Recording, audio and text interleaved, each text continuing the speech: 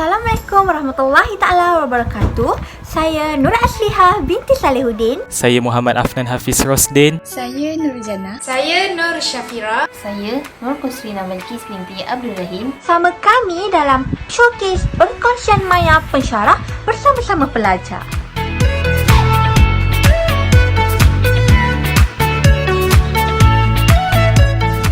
Kumpulan kami iaitu daripada kumpulan 1 PISNP bakal membentangkan hubung kait antara kursus IDUP 3013 dan IDUP 3023. Kedua-dua kursus ini mendukung satu BID yang sama iaitu #KitaJagaKita.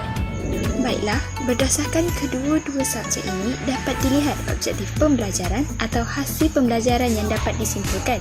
Bagi subjek IDUP 3013, pelajar dapat menganalisis isu dalam amalan profesionalisme keguruan, kemudian menghubungkaitkan dengan kualiti pendidikan kesan daripada pandemik COVID-19.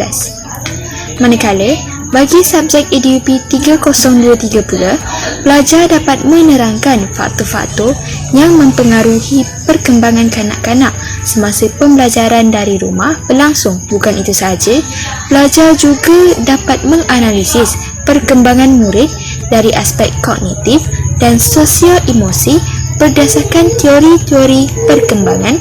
Seterusnya, menerangkan peranan guru untuk menjamin kualiti pendidikan dalam kalangan murid. Seterusnya, mari kita lihat adakah apa yang pelajar ingin belajar sejajar dengan hasil pembelajaran kursus. Pelajar sewajarnya berupaya untuk menganalisis isu-isu dalam pendidikan di Malaysia melalui sumber rujukan yang relevan dan seharusnya mempunyai hubung kait dengan pembelajaran dalam talian sepanjang pandemik COVID-19. Hubung kait ini penting demi menjawab essential question dalam kerja kursus IDUP 3013 ini. Hasil pembelajaran kursus ini dapat dilihat dalam rancangan maklumat kursus yang telah pun diedarkan kepada pelajar di awal sesi kuliah. Jika kita lihat pada kursus EDUP 3023 pula, iaitu perkembangan kanak-kanak, kami ditugaskan untuk membuat penulisan akademik. Pada akhir tugasan itu, kami sebagai pelajar dapat menerangkan konsep, prinsip asas dan faktor-faktor perkembangan kanak-kanak. Kami juga dapat menganalisis peringkat-peringkat perkembangan kanak-kanak hingga awal remaja berdasarkan teori-teori perkembangan melalui sumber rujukan dan pelbagai tinjauan literatur. Soalan penting dalam tugasan ini, apakah faktor yang mempengaruhi perkembangan kanak-kanak dalam era pandemik COVID-19?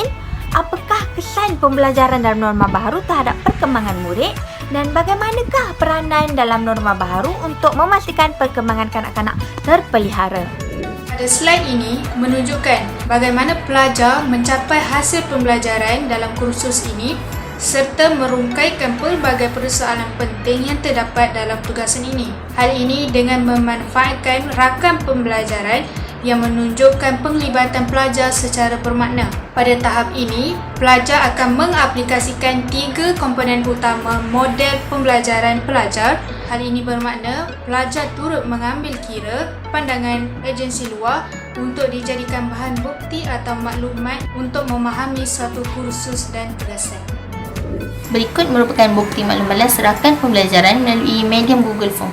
Komponen perhubungan sebagai asas sosial dalam model pembelajaran pelajar dapat diserlahkan kerana melalui medium Google Form ini, pelajar dapat mengenali rakam pembelajaran mereka melalui ruangan tetapan disediakan untuk rakam pembelajaran menulis nama mereka. Di sini sebagai contoh, Puan Hafilah binti Abdullah Safar merupakan rakam pembelajaran saya dalam projek kerja kursus ini. Seterusnya, rakam pembelajaran iaitu scaffolding dalam proses pembelajaran saya memiliki kompetensi. Hal ini dapat dilihat apabila Puan Hafilah binti Abdullah Safar menandakan bahawa beliau merupakan seorang yang berkerjaya dalam bidang pendidikan, di mana beliau semestinya mengetahui ataupun mempunyai pengalaman berkenaan pengajaran dan pembelajaran yang berlangsung dari rumah ini sepanjang COVID-19 berlangsung.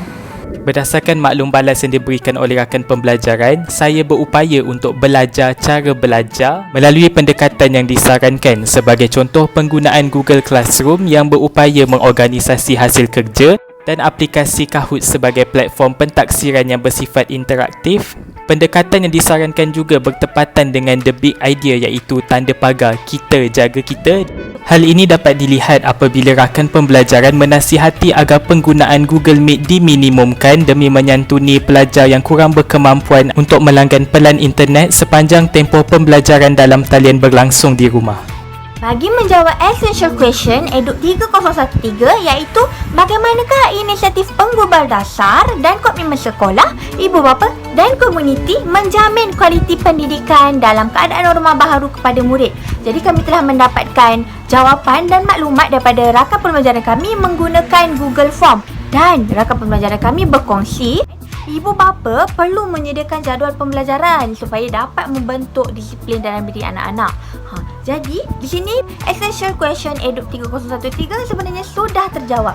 Yang mana komponen aspirasi diperoleh di sini daripada persepsi dan jangkaan rakan pembelajaran itu. Sebagai seorang pelajar, saya mencari pendekatan yang lebih efektif dan mudah untuk belajar. Terdapat pelbagai platform yang digunakan oleh pelajar. Antaranya, pemanfaatan digital telah diaplikasikan oleh pelajar dengan menggunakan platform seperti Google, WhatsApp dan Google Classroom untuk mencari maklumat. Selain itu, perbincangan kumpulan juga diadakan. Dengan ini, pelajar dapat berkongsi dan bertukar idea sesama rakan pelajar. Dan akhir sekali ialah bimbingan. Bimbingan daripada pensyarah subjek dalam memberi maklumat amat membantu dan signifikan dalam memastikan objektif pembelajaran tercapai. Ini merupakan bukti pendekatan perbincangan yang dijalankan semasa kuliah dan dipantau oleh pensyarah, iaitu salah satunya melalui tutorial. Dan ada kalanya kami akan membentuk grup WhatsApp tersendiri untuk berbincang secara lebih fleksibel sesama ahli kumpulan saja. Dalam grup WhatsApp ini kami akan berbincang tentang pembahagian tugas dan saling bertukar pendapat. Sekiranya ada juga tugasan yang sukar dan kami tidak faham, kami akan saling membantu dan memikirkan idea dan buah fikiran untuk menyelesaikan tugas itu tepat pada masanya. Selain itu ialah membuat tugasan berbentuk peta minda dan infografik dengan memanfaatkan digital sekaligus dapat meningkatkan kemahiran teknologi maklumat dan komunikasi.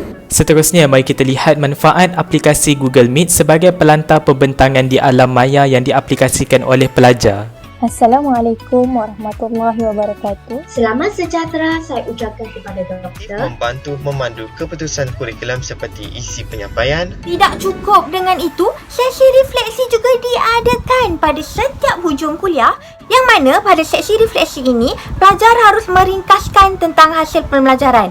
Yang mana pada masa yang sama, sesi refleksi ini dapat membuatkan pensyarah mengetahui tentang bahagian mana yang pelajar kurang faham dan bahagian mana yang pelajar sudah kuasai. Apabila pelajar sudah mempelajari dan memahami topik itu, mereka mampu untuk melaksanakan tugasan yang diberi oleh pensyarah. Contohnya, tugasan tutorial mingguan. Mereka juga mampu mencari solusi terhadap permasalahan yang berkaitan. Seterusnya, pelajar boleh memberi idea dan mengembangkan idea tersebut ke tahap yang lebih tinggi. Hal ini demikian kerana pengetahuan pelajar tentang subjek tersebut lebih meluas.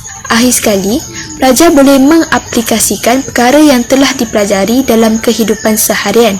Rumusannya, segala pendekatan pembelajaran yang telah kami kongsikan sebentar tadi sebenarnya telah memenuhi ke-6 elemen 6C dalam diri pelajar.